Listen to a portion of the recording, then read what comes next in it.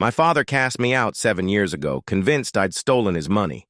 The truth was, my stepbrother was the real culprit. Now he knows the truth and wants to reconcile, but I'm wrestling with whether I can ever trust him again. I'm sharing this to finally unburden myself. This all happened when I was 19, 7 years ago, and it still weighs on me daily. I'm Miles, 26, and this narrative involves my father, Luke, 52, my stepmother, Janet, 48, and my stepbrother, Alex, 30. To fully grasp how things went so wrong, I need to provide some backstory. My parents divorced when I was 8. My mother moved out of state for work, and I remained with my father. He married Janet when I was 12, bringing Alex into our lives. Alex was 16 at the time, creating a significant age gap. He treated me like an annoying younger brother, and I saw him as lazy and entitled. My father owns a small construction company, a legacy started by his grandfather. It's been in our family for 3 generations, and from a young age, he made it clear I was expected to take over someday. Summers were spent on job sites, learning about materials and client relations. He had my entire future mapped out. Study, business management, work alongside him for a few years, then gradually assume control. The issue was, I despised construction. I was adept with computers and wanted to study programming. Each time I brought it up, he'd dismiss it with a look and change the subject, insisting I'd appreciate the family business more when I was older. Alex finished college with a marketing degree but never showed any interest in the company. After graduating, he took an advertising agency job but quit after 8 months, citing low pay. He moved back home, spending his days playing video games and complaining about the difficulty of finding decent work. Meanwhile, I was finishing high school and preparing for college applications. My father had already selected 3 business programs for me, constantly expressing pride that I would continue the family legacy. That summer, before my senior year, everything shifted. I was assisting at a job site when I overheard my father discussing an electrical problem with his foreman. I suggested an alternative approach, based on something I'd read online, and it actually worked. Instead of pride, my father reacted with irritation, telling me to stick to what I knew. That evening at dinner, he again brought up my college plans. After weeks of contemplation, I finally told him I wanted to take a gap year to truly figure out my path. The silence was unnerving. He set down his fork and stared at me, then asked if I was serious about throwing away my future. I explained my uncertainty about business and my desire to explore other options. Alex's smirk from across the table only escalated the tension. My father's voice rose as he demanded if I thought I was too good for the family business that had fed us for generations. Janet attempted to intervene, but he persisted, calling me selfish and ungrateful. The argument dragged on for nearly an hour. The next few days were strained. My father barely spoke to me, and when he did, it was to express his disappointment.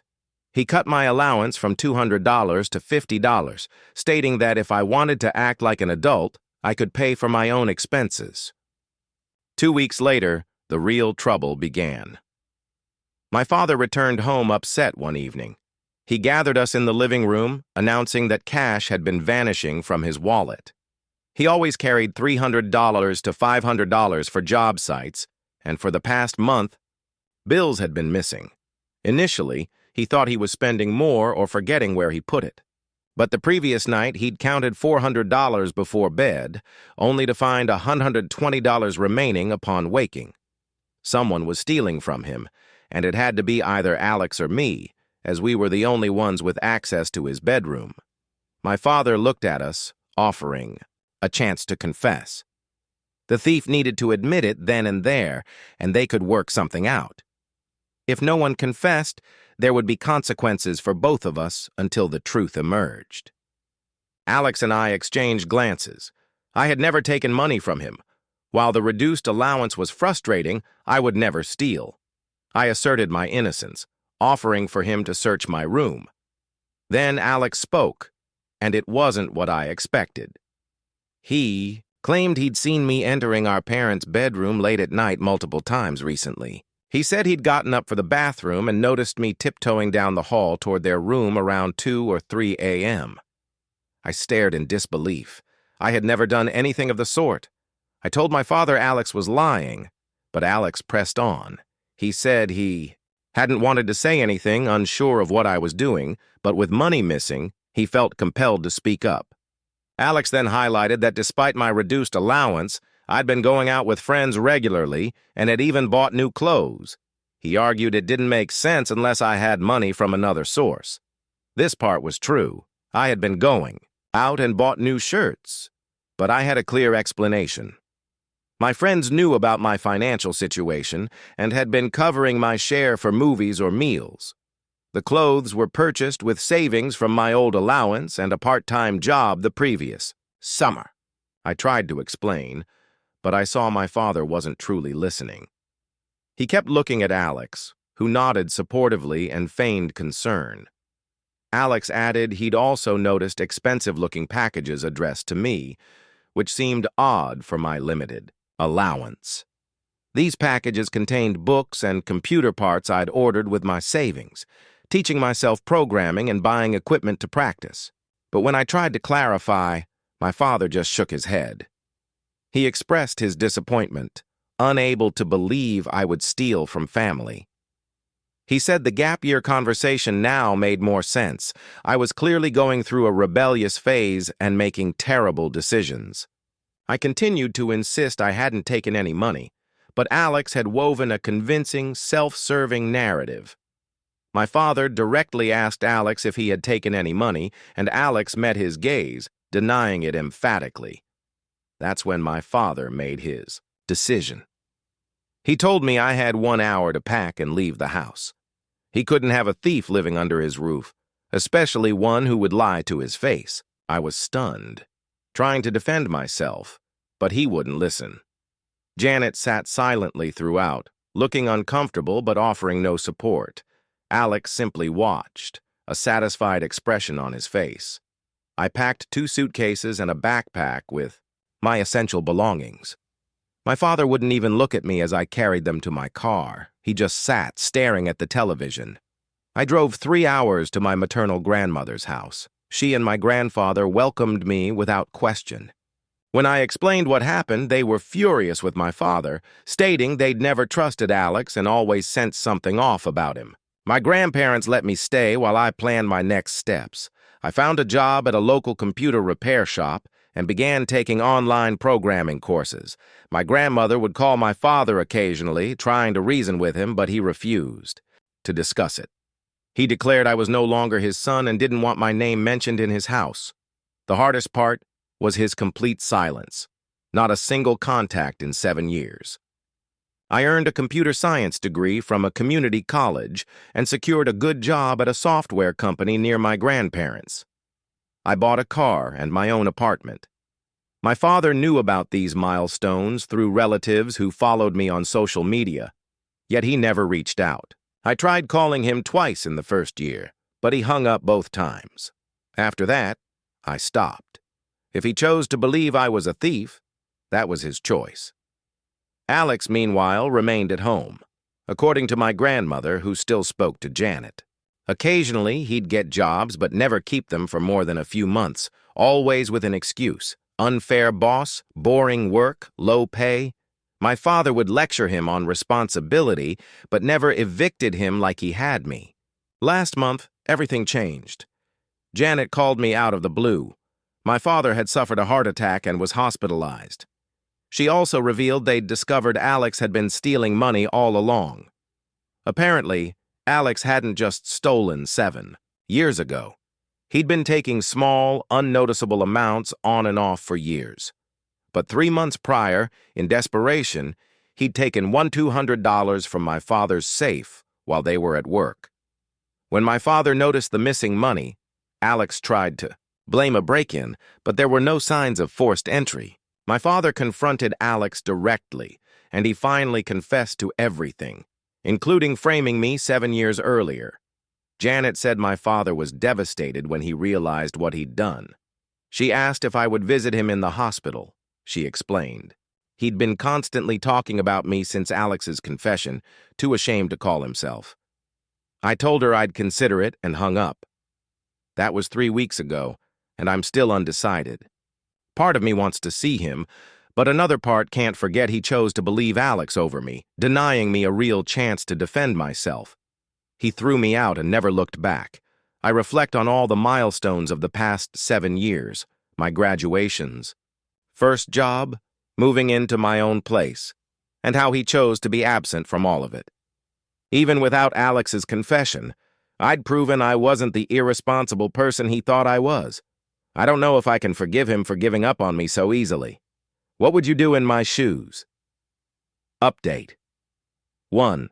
A lot has transpired since my initial post, and I wanted to update everyone who offered advice. First, thank you to all who responded. Reading your comments helped me realize I wasn't irrational for still being upset. Some urged forgiveness and moving on, but most understood why it wasn't that simple. 2 days after my post, Janet appeared at my apartment unannounced. I wasn't expecting her and was unsure if I wanted to talk, but she looked weary and older, so I let her in. She sat on my couch and immediately began crying. She said she'd wanted to call for months, ever since they uncovered Alex's true actions. She apologized for not defending me 7 years ago, admitting she knew it was wrong even then. I asked why she hadn't spoken up if she thought I was innocent. She claimed she wasn't completely certain either way but had a strong feeling Alex was lying. However, being relatively new to the family, she felt it wasn't her place to contradict my father, especially when he seemed so convinced. She shared more details about Alex's behavior over the years. After I left, he continued to be unemployed for months at a time. My father would eventually push him into jobs, but Alex always found reasons to quit, going through at least 15 different positions in 7 years. Each time Alex quit, my father would get frustrated and threaten to kick him out, but he never followed through. Janet explained that my father felt guilty about what happened with me and was overcompensating by being too lenient with Alex. He didn't want to lose another son. But Alex kept pushing boundaries, borrowing money without repaying it, and using my father's credit cards for small purchases without permission. When confronted, he always had an excuse or promised to do better. The stealing had been continuous. But Alex was clever, taking $20 or $40 here and there, amounts my father might not immediately notice. He knew my father's habits, and when he'd be most likely to blame himself for missing money. Janet said the breaking point arrived 3 months ago when Alex asked my father for a $2,000 loan to move into his own apartment. My father agreed, giving him cash from the safe in his home office. Alex was supposed to use the money for a security deposit and first month's rent, but he never moved out. When my father inquired, Alex said the apartment fell through and he'd find another place soon. A few weeks later, my father went to retrieve more cash from his safe and realized an additional $200 was missing. This was too much to ignore or explain away. He discreetly installed a small security camera in his office. The camera caught Alex opening the safe and taking more money. 2 days later, confronted with the video evidence, Alex broke down and confessed to everything, including regularly taking money for years and lying about me to protect himself. Janet said my father just sat in his chair for almost an hour after Alex's confession, not yelling or getting angry, just staring at the wall. Then he told Alex to pack his things and leave immediately, saying he never wanted to see him again. After Alex left, my father went to his bedroom and didn't emerge for 2 days. Janet said she'd never seen him like that. He kept lamenting that he'd destroyed his relationship with his real son to protect someone who had been lying to him for years. Janet told me my father had been following my life through social media and mutual acquaintances. He knew about my graduation, my job, and my apartment. She said he'd printed photos of me from my college graduation and kept them in his wallet, looking at them when he thought no one was watching. She said the heart attack occurred because my father had been under enormous stress since Alex's confession. He wasn't sleeping or eating properly. He kept talking about needing to call me but didn't know what to say. The morning of his heart attack, he'd been holding his phone with my number on the screen for almost an hour, trying to gather the courage to dial. Janet again asked me to visit him in the hospital. She said he was recovering well physically, but was depressed, repeatedly saying he'd lost his son forever. She promised he wanted to apologize and try to make things right. I told her I needed more time to think. She understood, but then said something that resonated with me. My father had made a terrible mistake, but he'd already lost 7 years with me, and she didn't want him to lose any more time due to pride or stubbornness. After she left, I called my grandmother to discuss everything. My grandmother has never been fond of my father, especially after what happened, but she listened to Janet's account. Then she offered unexpected advice. Holding on to anger is like carrying a heavy bag everywhere. Eventually, it just makes you tired. She said I didn't have to forgive my father or have a relationship with him, but I should at least hear him out. She suggested I might regret not giving him a chance to apologize properly later, but she also cautioned against letting anyone pressure me into forgiving him before I was ready, emphasizing that if I decided to see him, it should be for my own closure, not because others thought it was the right thing to do. I spent the next week contemplating. I drove past the hospital twice, but couldn't bring myself to enter. I kept imagining our conversation, what he would say, what I would say. I feared he would try to justify his actions or make excuses.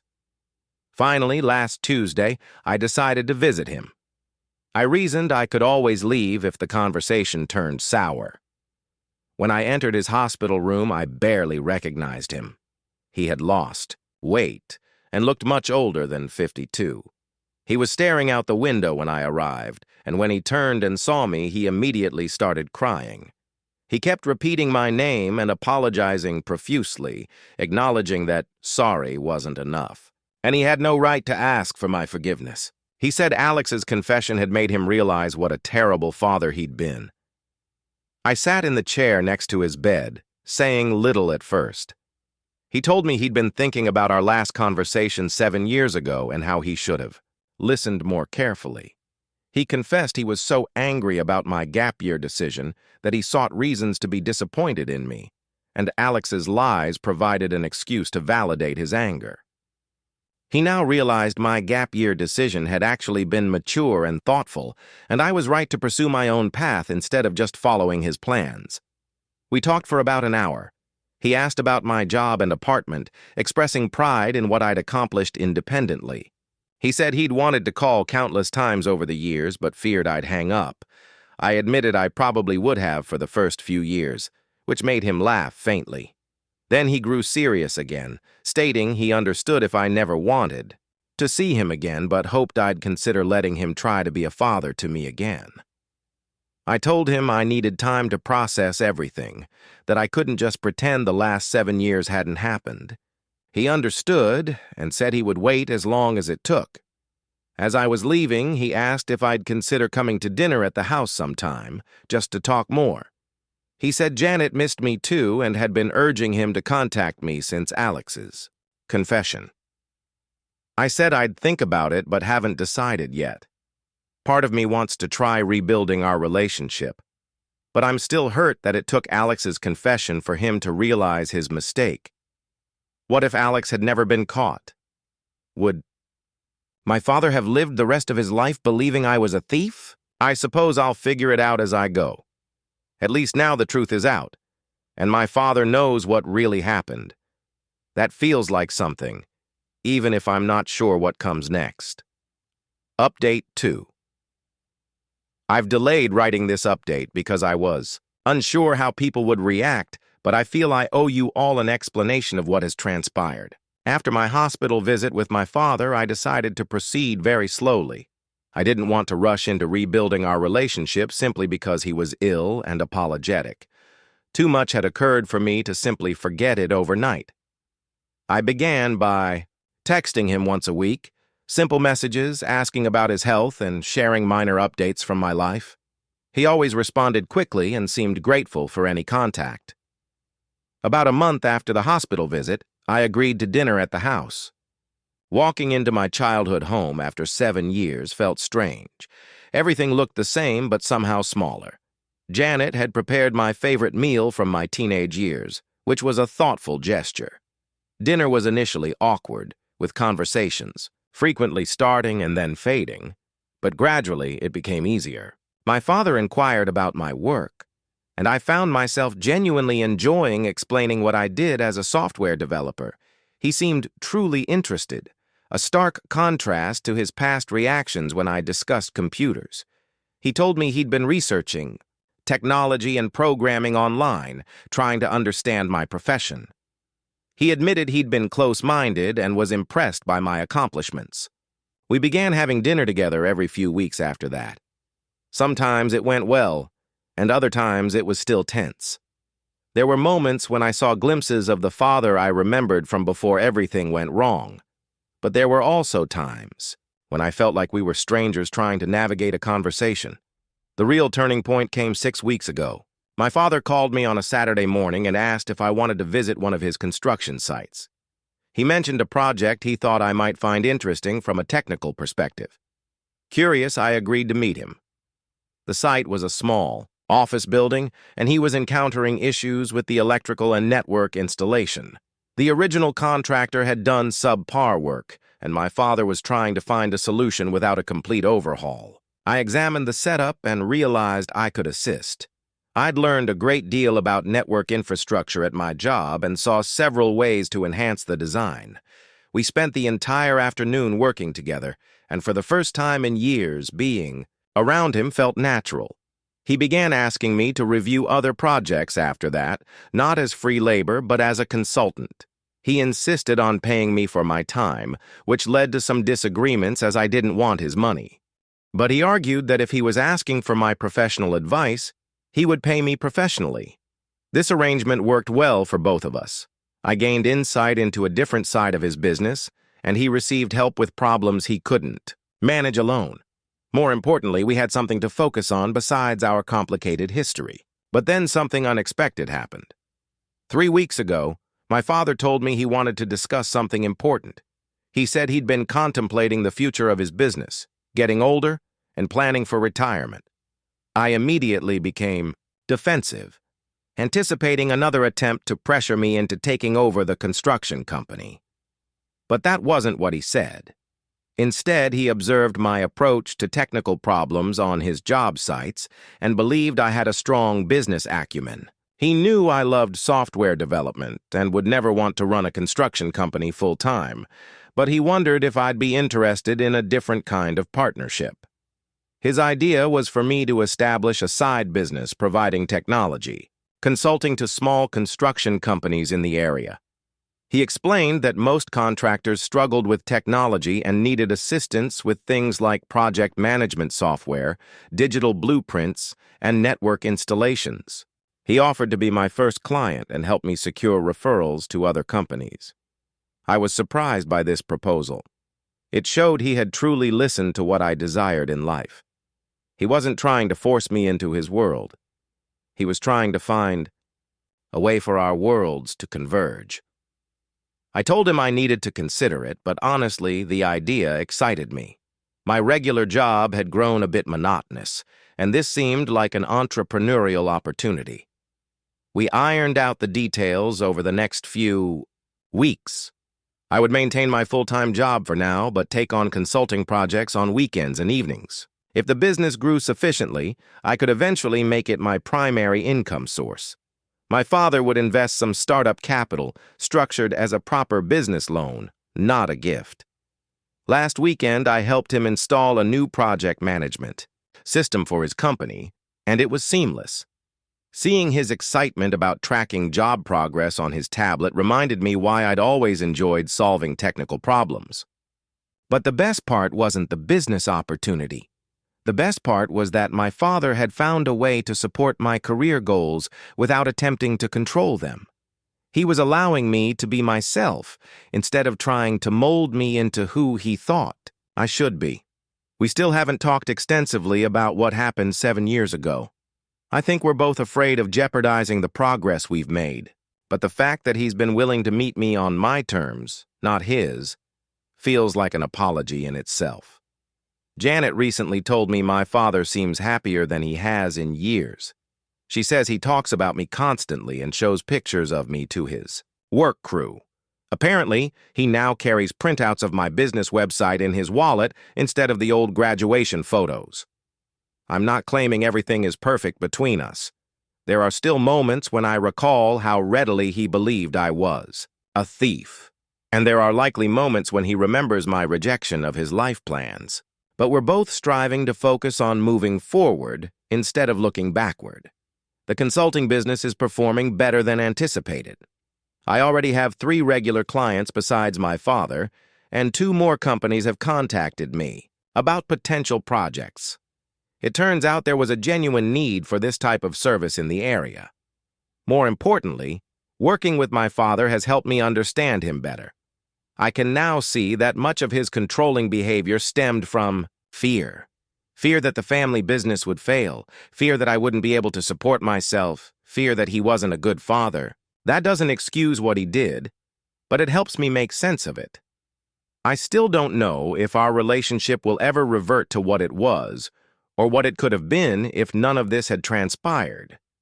But for the first time in 7 years, I feel like we are truly father and son again, not just 2 people sharing DNA. As for Alex, I haven't heard anything about him since he was kicked out. My father doesn't mention him, and I don't ask. I assume he's out there somewhere, likely still making the same poor choices. I don't wish him well, but I don't spend much time thinking about him anymore. I guess the main lesson I've learned from all of this is that people can change, but only if they genuinely desire to. My father has put in real effort to understand who I am and what I want from life. He has supported his apologies with actions, not just words. That means more to me than anything he could have said in the hospital that day. Final update. This will be my last update on this situation, and I wanted to provide closure for everyone who has been following along. The consulting business has expanded more rapidly than I expected. I now have 6 regular clients and am fully booked for the next 2 months. Last week, I submitted my resignation from my full-time job because I'm earning more as a consultant and have greater scheduling flexibility. My father has been my biggest advocate during this transition. He helped me establish a proper office space in a small building he owns downtown, and he's referred at least half of my new clients to me. But he's been careful not to overstep or try to manage my business. We've settled into a routine where we have dinner together every Sunday, and I assist him with projects as needed during the week. It feels natural now, not forced as it did initially. 2 weeks ago, something happened that I need to share. I was at a coffee shop near my office when someone tapped me on the shoulder. I turned, and it was Alex. He looked terrible.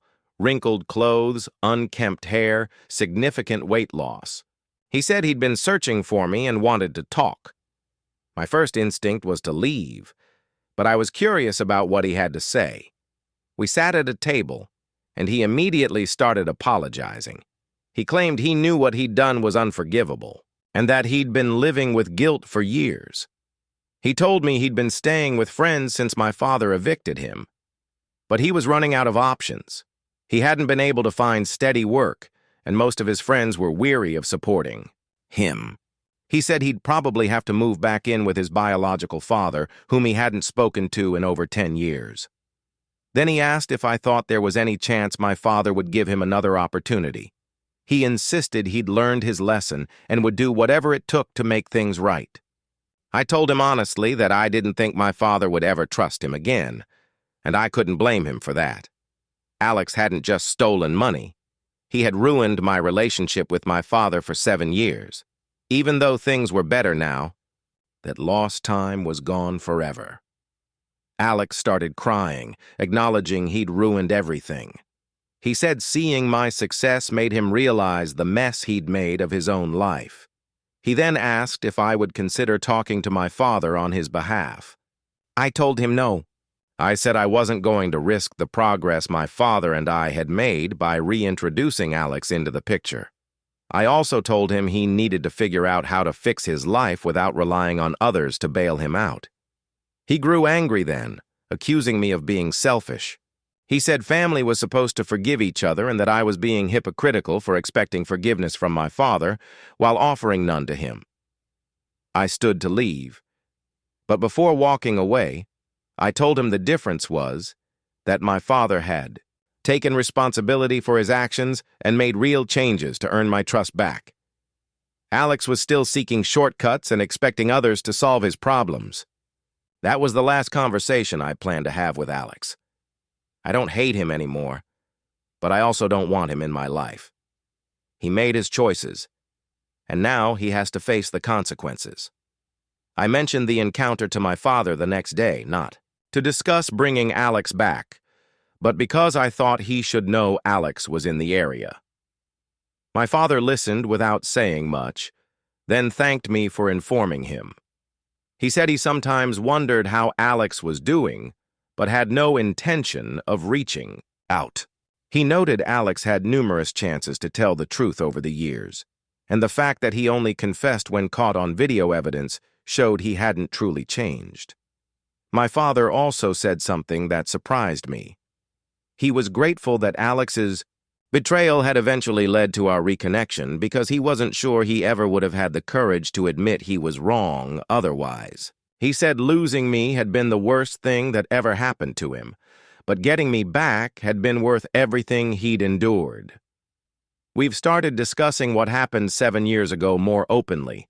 My father has admitted he was looking for reasons to be angry with me after our argument about college and that he wanted to believe Alex's story because it justified his disappointment in me. He's also acknowledged he should have trusted his knowledge of me as a person instead of letting his emotions cloud his judgment. He said I had never lied to him or given him any reason to think I would steal, and he should have remembered that when Alex made his accusations. These conversations aren't easy, but they've helped us both understand how things went so wrong. More importantly, they've helped us figure out how to ensure nothing like that happens again. The construction business is doing well, and my father has begun discussing his retirement plans. He intends to sell the company to his foreman, who has worked with him for 15 years and knows the business inside and out. This means the family. Business won't remain in the family, but my father seems at peace with that decision. He says he'd rather see the business go to someone who will care for it properly than try to force it on someone who doesn't want it. He's also stated that he's prouder of what I've accomplished on my own than he would have been if I had merely taken over his company out of obligation. I'm planning to expand my consulting business to other areas of the state next year. My father has offered to assist with the expansion, both as an investor and as someone with extensive contacts in the construction industry.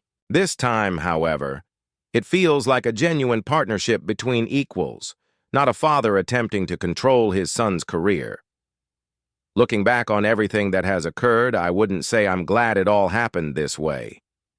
7 years is a long time to lose with someone you love, and there are things from that period we can never reclaim. But I do believe my father and I have a stronger relationship now than we might have had if none of this had transpired. We both learned tough lessons about trust, communication, and the importance of truly listening to each other. My father learned that attempting to control someone else's life usually backfires, and that love means supporting people in pursuing their own dreams, even if those dreams differ from what you had planned for them.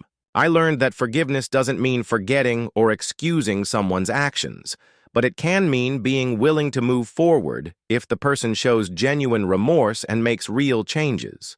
Most importantly, we both learned that family relationships require effort and that you cannot take them for granted simply because you share blood. I think that is probably the most valuable lesson I can share with anyone reading this. Don't wait until something terrible happens to figure out how to communicate with the people you love. Don't assume they know how you feel or what you want from life. And if someone important to you makes a mistake, consider carefully whether that mistake defines who they are or if it was just a moment of poor judgment from which they can learn. That is all I have to say about this situation. Thank you to everyone who offered advice and support over these past few months.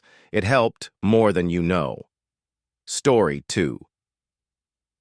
My sister is dating our mom's abusive ex-boyfriend, who claims our mom was the real abuser. When I tried to protect my sister from dating our mom's abusive ex, she shut me out of her life. I'm 22F, and I've been living with my older sister, Tamara, 25F, for the past 6 months. Our family history is, to put it mildly, complicated. Our parents, Claire, 48F, and Patrick, 50M, married young high school sweethearts who tied the knot right after graduation. They had Tamara when Mom was 23 and me when she was 26. From what I recall and what I've been told, things were decent for the first few years. Dad worked as an accountant while Mom stayed home with us in a modest suburban house, nothing fancy but comfortable enough. I have faint memories of backyard picnics and cozy movie nights. But as we grew older, the cracks in their relationship became apparent. Dad was constantly working late, focused on his career climb. Mom felt isolated and unfulfilled, stuck at home with 2 young children. Their arguments became more frequent, centered on money, chores, and parenting. I remember many nights lying, awake, listening to their muffled shouting from downstairs. When I was about 6, Mom decided to return to school to complete her degree. She'd dropped out of college when she got pregnant with Tamara, and I think she felt she'd missed pursuing her own ambitions. Dad wasn't supportive initially, complaining about the cost in childcare, but Mom was determined. For the next couple of years, our home was chaotic. Mom juggled classes and studying with taking care of us. Dad worked even longer hours to pay her tuition. Tamara and I spent significant time with our grandparents or at after-school programs. Our parents' arguments worsened and became more frequent. Things came to a head when Mom graduated and received a job offer an hour away. She wanted to take it, seeing it as a great opportunity. Dad refused to consider moving, asserting his entire career was established here. They fought bitterly, for weeks.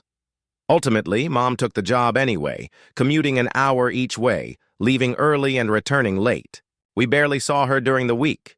Dad was angry and resentful, feeling Mom had chosen her career over her family. This went on for about a year before they finally decided to divorce. I was 8, Tamara 11. They tried to keep things civil for our sake, but there was immense bitterness and hurt on both sides. They argued over everything: custody, asset division, child support. After the divorce was finalized, we primarily lived with Mom. She'd moved to a small apartment in the city where she worked. Dad stayed in our old house. We saw him every other weekend and for a few weeks in the summer. It was a major adjustment for everyone.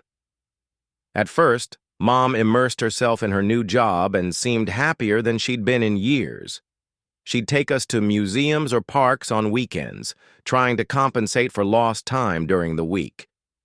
But as months passed, I could tell she was struggling, working long hours to prove herself at her new job while raising 2 kids alone. She started looking tired and stressed constantly. That's when Simon, 51M, appeared.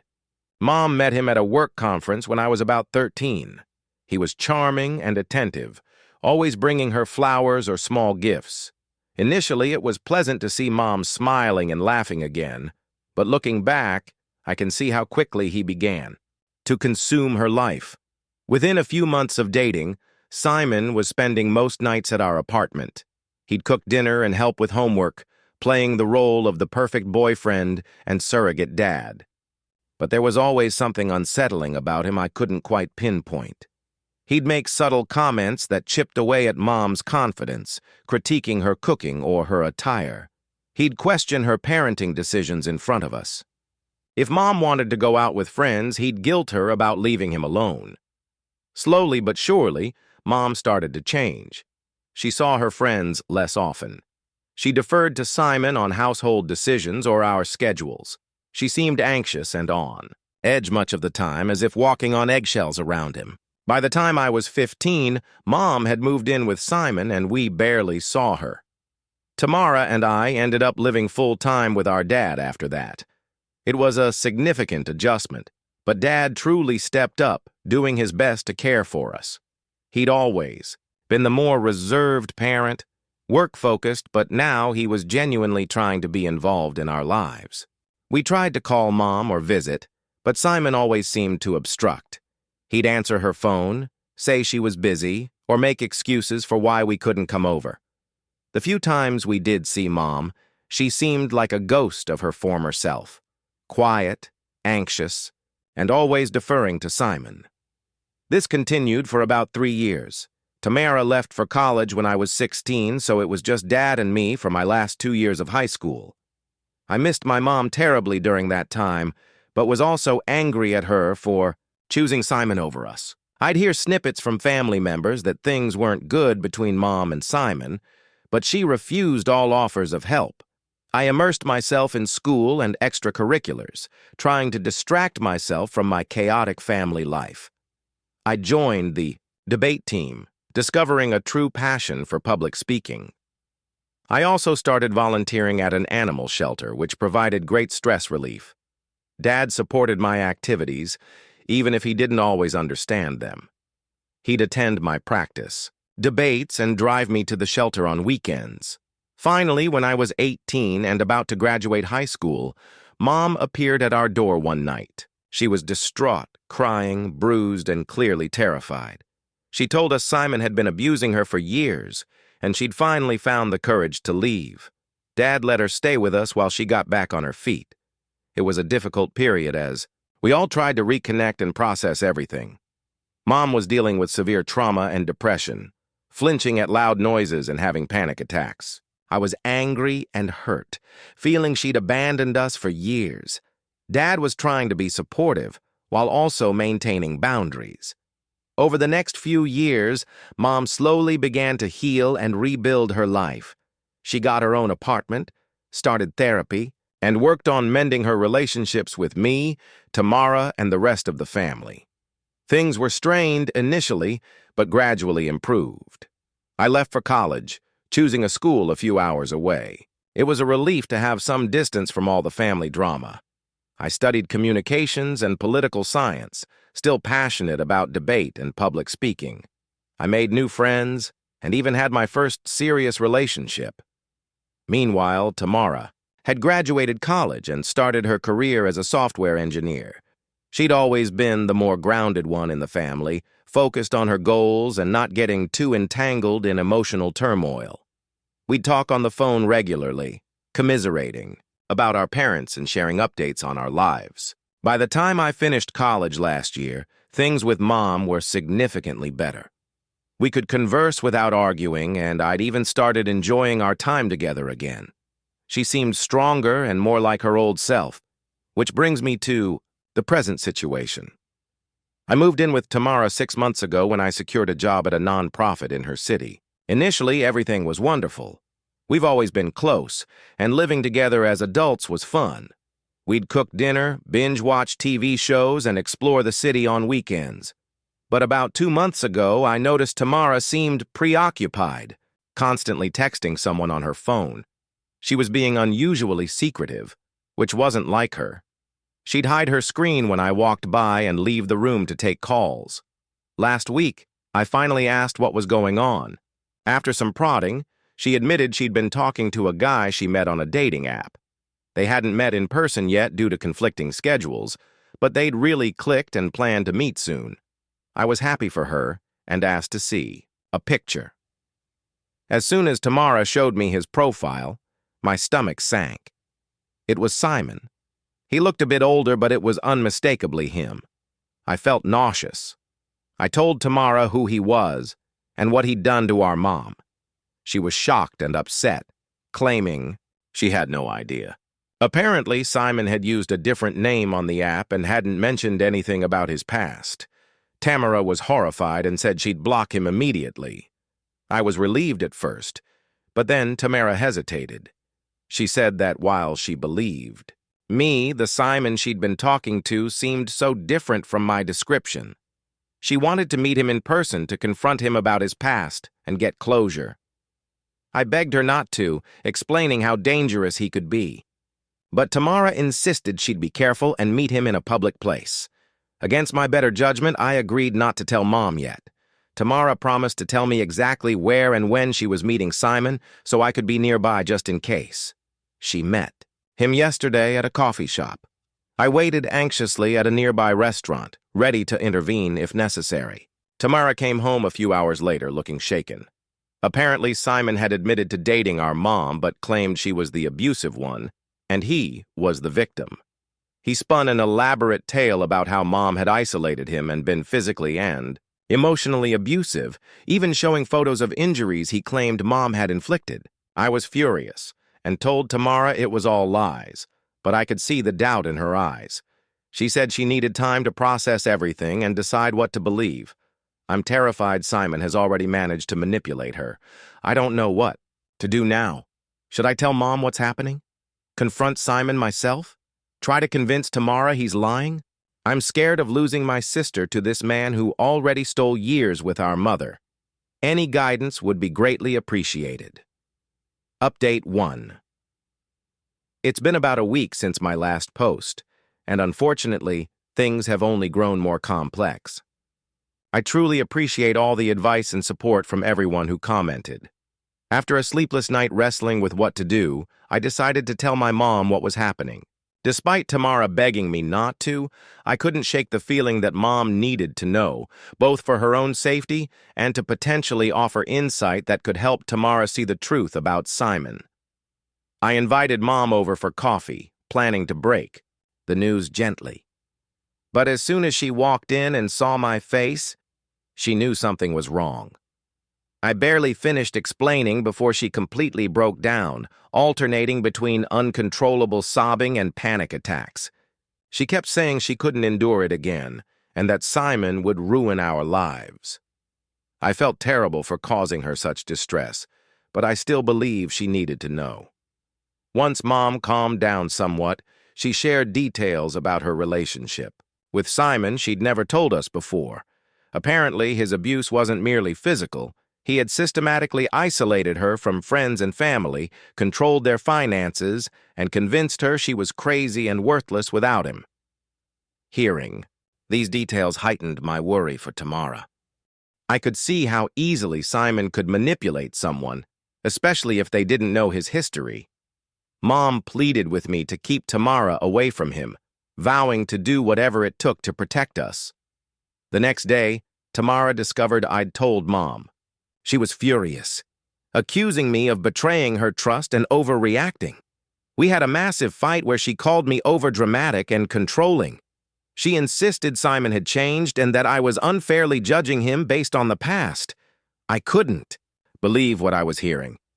It was as if Simon had completely brainwashed her in just a few meetings. I tried to tell her about the additional things Mom had shared, but Tamara wouldn't listen. She claimed Mom was exaggerating and that I was naive for believing everything unquestioningly. Things worsened when Tamara announced she was moving, out to live with a friend. She declared she couldn't stay with me if I was going to interfere in her life and relationships. I pleaded with her to reconsider, reminding her of our lifelong closeness and how much I cared. But her mind was made up. She moved out 2 days ago and has barely spoken to me since. I'm utterly heartbroken. Tamara and I have always been a team, supporting each other through our parents' divorce and all the drama with Mom and Simon. I feel like I'm losing my sister all over again, just as we lost Mom all those years ago. Dad has been incredibly supportive through all of this. When I called him crying after Tamara moved out, he offered to come stay with me for a while. Part of me wants to take him up on it. I could use the support, and it would be nice not to be alone in the apartment. But I'm also concerned it might intensify tensions with Tamara, as she already believes I'm turning the whole family against her. To complicate matters further, I received a message from Simon yesterday. He said Tamara had told him everything, and that he wanted to meet with me to explain his side of the story. He claims to have evidence proving Mom was the abusive one in their relationship. I haven't responded yet. Part of me wants to hear him out, just to understand the lies he's feeding Tamara, but I'm also afraid of falling for his manipulation myself. What if he can twist things and make me doubt everything I thought I knew? I don't trust myself. to see through his lies if he's as manipulative as Mom says. I'm also worried about Mom's mental health through all of this. She's been calling me multiple times a day, frantic about Tamara's safety and begging me to take action. I've tried to convince her to focus on her own healing and let me handle things with Tamara, but she's spiraling. I'm considering contacting her therapist to see if they can help. Work has been a struggle, too. I can barely focus, constantly, checking my phone for messages from Tamara or worrying about what's happening. My boss noticed my distraction and asked if everything was okay. I'm unsure how much to share. I don't want to bring my personal drama into the workplace, but I might need some flexibility if things continue to escalate. I'm completely lost on what to do next. Mom is a mess, Tamara won't speak to me, and Simon is attempting to re-enter our lives. How did everything unravel so quickly?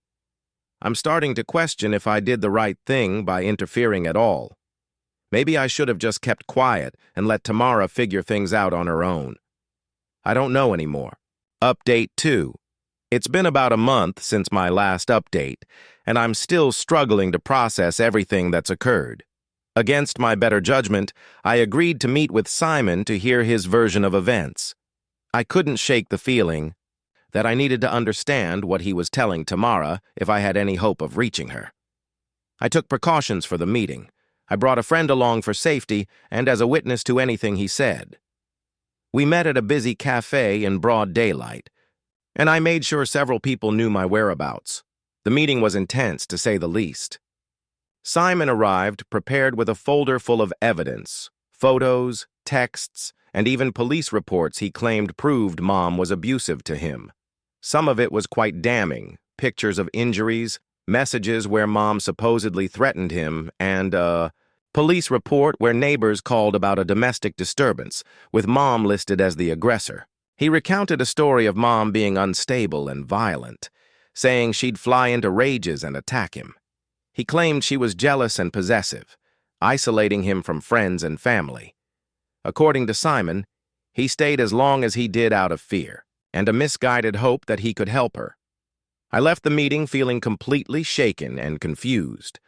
Could it be possible that we'd all misjudged the situation? That Mom had manipulated us into believing she was the victim when she was actually the abuser? I didn't want to believe it, but the evidence seemed compelling. I decided to do some digging of my own. I reached out to family members and old friends who had known Mom and Simon during their relationship. The stories I heard were mixed. Some people said they'd witnessed Mom acting erratically and aggressively towards Simon. Others insisted Simon was controlling and had isolated Mom from everyone. My Aunt Jane, Mom's sister, told me about incidents where Mom had shown up at her house in the middle of the night, drunk and ranting about Simon. But she also said Simon would call constantly, checking on Mom's whereabouts and seemed to monitor her phone. An old neighbor recalled the police being called to their house multiple times for shouting matches, but couldn't say who was the aggressor. Mom's old co-worker mentioned that Mom often came to work with bruises she tried to hide, but also said Mom would have explosive temper tantrums in the office. In the midst of all this, Tamara announced that she and Simon were officially dating.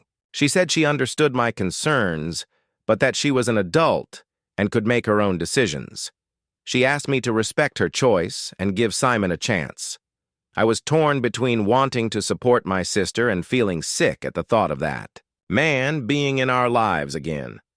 Mom found out about Tamara dating Simon and completely lost it. She showed up at Tamara's new apartment, screaming and threatening both of them. The police were called and Mom was taken in for a psychological evaluation. She's currently in a treatment facility for her mental health. Dad flew in when he heard what happened. He's been trying to mediate between everyone, but it's a total mess. He's angry at Simon for re-entering our lives, worried about Mom's mental state, and frustrated with Tamara for getting involved with Simon in the first place. I'm feeling so lost and conflicted. The Mom I thought I knew doesn't align with the stories and evidence I'm hearing. But I also can't shake my gut feeling that Simon is bad news, despite his apparent proof to the contrary. Tamara seems happy with him, but I'm terrified history will repeat itself. I've been having trouble sleeping, and my work performance is suffering.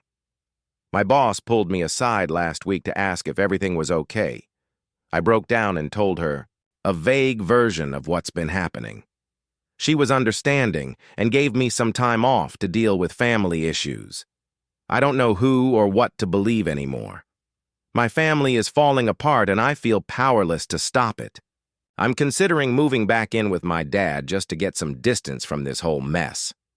I never thought I'd say this, but I almost wish I'd never found out about Tamara and Simon in the first place. Ignorance truly was bliss. Update 3. It's been about 2 months since my last update, and I'm still reeling from everything that's happened.